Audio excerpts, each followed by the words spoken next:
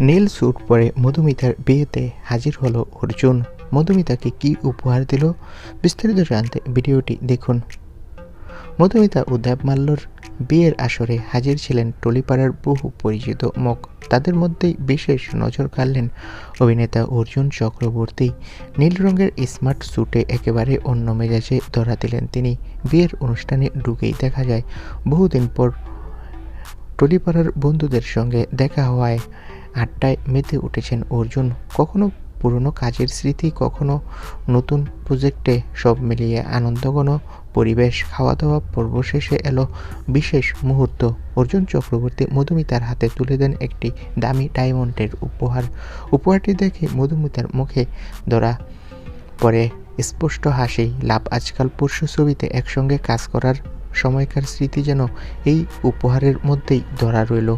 নতুন জীবনের শুরুতে সহকর্মী ও বন্ধু বান্ধবের কাছ থেকে এমন মূল্যবান উপহার পেয়ে মধুমিতা ভীষণ খুশি, তা বলার প্রয়োজন হয়নি। তো বন্ধুরা, এ বিষয়ে তোমাদের মন্তব্য কি কমেন্ট করে জানাও। ধন্যবাদ।